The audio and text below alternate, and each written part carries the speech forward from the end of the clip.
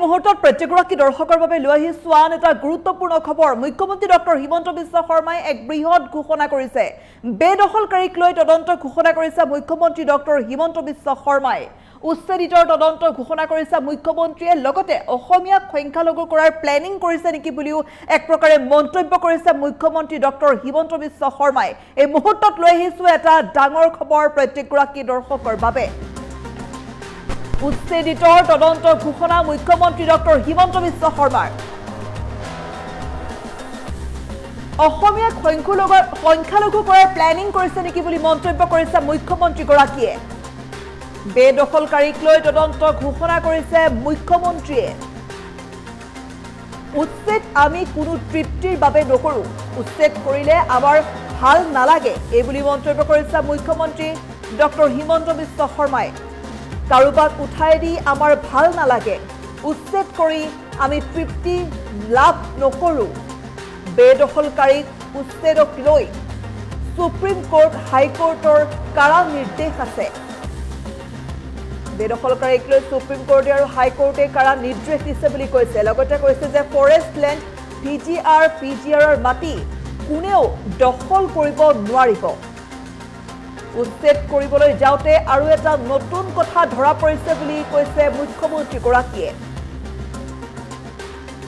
গোৱালপাৰাত আধা মানুহ বৰপেটা আৰু বঙাইগাঁৱৰ পৰা আহিছে।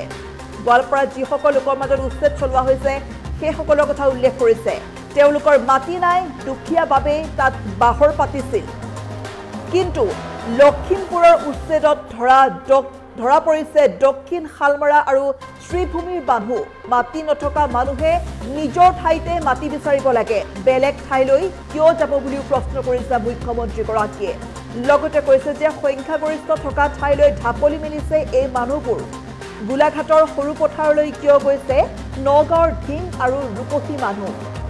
উজনি আৰু উত্তৰ অসমলৈ কিয় গৈছে এই মানুহবোৰ। দৰিদ্ৰতাৰ কাৰণেই গৈছে নে অন্য কিবা ষড়যন্ত্ৰ আছে বুলি মুখ্যমন্ত্ৰী ডক্টৰ হিমন্ত বিশ্ব শৰ্মাই এক বৃহৎ মন্তব্য কৰা দেখিবলৈ পোৱা গৈছে। ইয়াৰ এটা ভাল ষ্টাডি হ'ব লাগে, তদন্ত হ'ব লাগে। মুখ্যমন্ত্ৰীগৰাকীয়ে এই কথা স্পষ্ট কৰিছে। যিসকল লোকক উচ্ছেদ চলোৱা হৈছে সেই উচ্ছেদ চলাই থকা লোকসকলক লৈ এতিয়া মুখ্যমন্ত্ৰীয়ে এটা বৃহৎ ঘোষণা কৰিছে। বেদখলকাৰীক লৈ তদন্ত ঘোষণা কৰিছে মুখ্যমন্ত্ৰী ডক্টৰ হিমন্ত বিশ্ব শৰ্মাই। অসমীয়া লোকসকলক সংখ্যালঘু কৰাৰ প্লেনিং চলি আছে নেকি বুলিও মন্তব্য কৰিছে মুখ্যমন্ত্ৰীগৰাকীয়ে। লগতে কৈছে ইয়াৰ ক্ষেত্ৰত এটা ভাল ষ্টাডি হ'ব লাগে, তদন্ত হ'ব লাগে। দৰিদ্ৰৰ কাৰণেই গৈছে নে অন্য কিবা ষড়যন্ত্ৰ আছে। যিসকল লোক যোনটো ঠাইৰ হয় সেই ঠাইতে থাকিব লাগে বুলি মুখ্যমন্ত্ৰীয়ে কৈছে যে উচ্ছেদ আমি কৰোঁ কিন্তু তৃপ্তিৰ বাবে নকৰোঁ। কাৰোবাক উঠাই দি আমাৰ ভাল নালাগে, কিন্তু বেদখলকাৰীক লৈ উচ্ছেদক লৈ সুপ্ৰিম কোৰ্টৰ আৰু হাইকোৰ্টৰ কাৰা নিৰ্দেশ আছে। ফৰেষ্ট লেণ্ড PGRৰ মাটি কোনেও দখল কৰিব নোৱাৰিব। লগতে মুখ্যমন্ত্ৰী ডক্টৰ হিমন্ত বিশ্ব শৰ্মাই এটা কথা স্পষ্টকৈ কৈছে যে উচ্ছেদ চলি আছে আৰু চলি থাকিব। উচ্ছেদ কৰিবলৈ যাওঁতে এটা নতুন কথা ধৰা পৰিছে বুলি কৈছে মুখ্যমন্ত্ৰীগৰাকীয়ে। গোৱালপাৰাত আধা মানুহ বৰপেটা আৰু বঙাইগাঁৱৰ পৰা আহিছে। তেওঁলোকৰ মাটি নাই, দুখীয়াৰ বাবেই তাত বাহৰ পাতিছিল। কিন্তু লখিমপুৰৰ উচ্ছেদত ধৰা পৰা দক্ষিণ শালমৰা আৰু শ্ৰীভূমিৰ মানুহ আছে। মাটি নথকা মানুহে নিজৰ ঠাইতে মাটি বিচাৰিব লাগে, বেলেগ ঠাইলৈ কিয় যাব বুলি প্ৰশ্ন কৰিছে মুখ্যমন্ত্ৰী ডক্টৰ হিমন্ত বিশ্ব শৰ্মাই। লগতে কৈছে যে সংখ্যাগৰিষ্ঠ থকা ঠাইলৈ ঢাপলি মেলিছে এই মানুহবোৰ। গোলাঘাটৰ সৰু পথাৰলৈ কিয় গৈছে নগাঁও ঢিং আৰু ৰূপসীৰ মানুহ। উজনি আৰু উত্তৰ অসমলৈ কিয় গৈছে এই মানুহবোৰ। দৰিদ্ৰতাৰ কাৰণেই গৈছে নে তালৈ যোৱাৰ আঁৰত আছে কিবা বৃহৎ ষড়যন্ত্ৰ। অতি শীঘ্ৰেই তদন্ত হ'ব লাগে দাবী কৰিছে মুখ্যমন্ত্ৰীগৰাকীয়ে। আমাৰ হাতত মুখ্যমন্ত্ৰীগৰাকীৰ সেই মন্তব্য আছে। আমি প্ৰত্যেকগৰাকী দৰ্শকলৈ সেই মন্তব্য আগবঢ়াইছোঁ। আমি উচ্ছেদ অভিযান কিবা তৃপ্তিৰ কাৰণে নকৰোঁ যে কাৰোবাক উঠাই দি আমাৰ ভাল লাগে, কিন্তু সমস্যাটো হ'ল সুপ্ৰিম কোৰ্ট আৰু হাইকোৰ্ট তেওঁলোকৰ কাঢ়া নিৰ্দেশ আছে যে ফৰেষ্টৰ মাটি এনক্ৰ'চ হ'ব নালাগে, PGRৰ মাটি এনক্ৰ'চ হ'ব নালাগে। যেতিয়া আমি উচ্ছেদ কৰিব গৈছোঁ তেতিয়া এটা নতুন কথা এটা ধৰাত পৰিছে যেনেকৈ আজি গোৱালপাৰাত উচ্ছেদ হৈছে, আধা মানুহ বৰপেটা আৰু বঙাইগাঁও জিলাৰ পৰা আহিছে। যদি মই লেণ্ডলেছ, মোৰ নিজৰ জিলাত মই মাটি বিচাৰিম। লখিমপুৰত আমি উচ্ছেদ কৰিছোঁ। দেখা গৈছে যে চাউথ চালমাৰা কৰিমগঞ্জৰ পৰা মানুহ লখিমপুৰত গৈছে। আৰু গৰুখুটিত যেতিয়া উচ্ছেদ হৈছিল, আপোনালোকে দেখিছিলে যে ইয়াৰ পৰা বহুত মানুহ ছয়গাঁও বকোলৈকে গুচি গৈছিলে। তাৰ মানে এই মানুহবিলাকে বেলেগ বেলেগ জিলাত কিয় আহে? আৰু সংখ্যাগৰিষ্ঠ মানুহ থকা সমষ্টিখিনিলৈ আহে। ইয়াৰ ওপৰত এটা নিশ্চিতভাৱে ষ্টাডি হ'ব লাগে যে এই মানুহখিনি দৰিদ্ৰতাৰ কাৰণে আনে নে কোনোবাই ভোটৰ কাৰণে আমাৰ সংখ্যাগৰিষ্ঠ মানুহ থকা সমষ্টিবিলাকত অসমীয়া মানুহক সংখ্যালঘিষ্ঠ কৰিবৰ কাৰণে কোনোবাই ইয়াত লৈ আহে। মই ভাবোঁ যে আমাৰ ইয়াৰ ওপৰত ধৰক দৰঙত যিখিনি মানুহ লেণ্ডলেছ, তেওঁলোকে গৰুখুটিত আহিছে, কথা নাই, আমি ক'ব পাৰোঁ যে দুখীয়াৰ কাৰণে আহিছে। আজি গোৱালপাৰা মানুহ পাইকানত বহিছে, বহাটো ভাল হওক বেয়া হওক আমি বুজিব পাৰোঁ যে ঠিক আছে দৰিদ্ৰতাৰ কাৰণে আহিছে। কিন্তু চাউথ চালমাৰা, মানকাছাৰ, বৰপেটা, কৰিমগঞ্জ, এতিয়া শ্ৰীভূমি, এই জিলাবিলাকৰ পৰা উজনি আৰু উত্তৰ অসমত কিয় মানুহ আহিছে? আজি গোলাঘাটৰ এটা সৰু পথাৰ বুলি সমষ্টি আছে, তাত আপোনালোকে দেখি আচৰিত হ'ব যে নগাঁৱৰ ঢিং ৰূপহীৰ পৰা অজস্ৰ মানুহ উৰিয়াম ঘাটলৈকে গৈছে। আৰু সমষ্টিটোৰ জনগাঁথনিৰ সামঞ্জস্য ভাঙি দিছে। গতিকে এইটো এটা ষড়যন্ত্ৰ নে দৰিদ্ৰৰ কাৰণে গৈছে নে ইয়াৰ আগত কোনোবা ৰাজনীতি কৰা মানুহ আছে? এই কথাবোৰ তদন্ত কৰিব লাগে আৰু এই কথাবিলাক আমি দূৰলৈকে গৈ চাব লাগে। আমি উচ্ছেদ অভিযান কিবা তৃপ্তিৰ কাৰণে নকৰোঁ যে কাবাক উঠাই দি আমাৰ ভাল লাগে।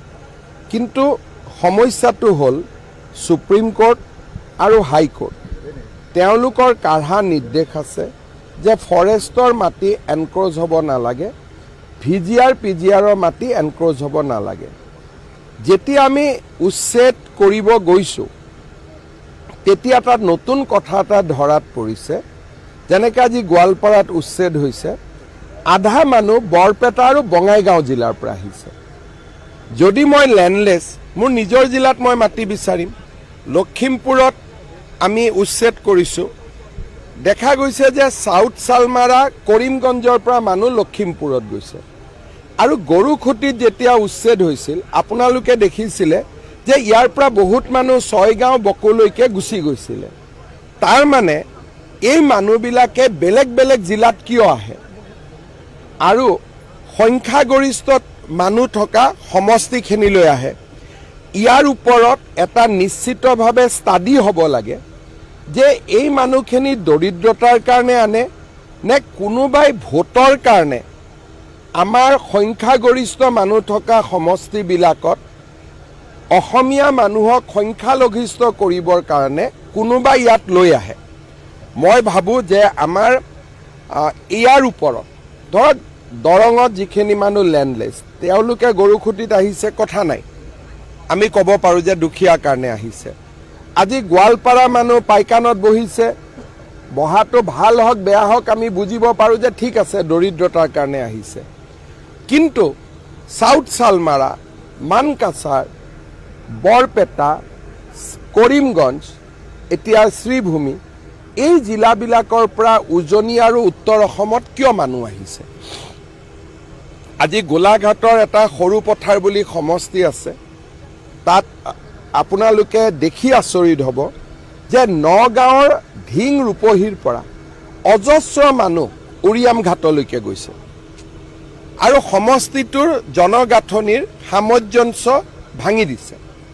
গতিকে এইটো এটা ষড়যন্ত্ৰ নে দৰিদ্ৰৰ কাৰণে গৈছে নে ইয়াৰ আগত কোনোবা ৰাজনীতি কৰা মানুহ আছে? এই কথাবোৰ তদন্ত কৰিব লাগে আৰু এই কথাবিলাক আমি দূৰলৈকে গৈ চাব লাগে। আমি উচ্ছেদ অভিযান কিবা তৃপ্তিৰ কাৰণে নকৰোঁ যে কাবাক উঠাই দি আমাৰ ভাল লাগে।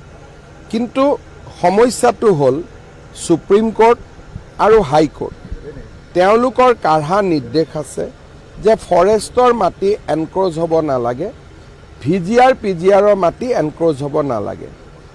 যেতিয়া আমি উচ্ছেদ কৰিব গৈছোঁ তেতিয়া তাত নতুন কথা এটা ধৰাত পৰিছে। যেনেকৈ আজি গোৱালপাৰাত উচ্ছেদ হৈছে, আধা মানুহ বৰপেটা আৰু বঙাইগাঁও জিলাৰ পৰা আহিছে। যদি মই লেণ্ডলেছ, মোৰ নিজৰ জিলাত মই মাটি বিচাৰিম। লখিমপুৰত আমি উচ্ছেদ কৰিছোঁ, দেখা গৈছে যে চাউথ চালমাৰা কৰিমগঞ্জৰ পৰা মানুহ লখিমপুৰত গৈছে। আৰু গৰুখুটিত যেতিয়া উচ্ছেদ হৈছিল আপোনালোকে দেখিছিলে যে ইয়াৰ পৰা বহুত মানুহ ছয়গাঁও বকোলৈকে গুচি গৈছিলে। তাৰ মানে এই মানুহবিলাকে বেলেগ বেলেগ জিলাত কিয় আহে? আৰু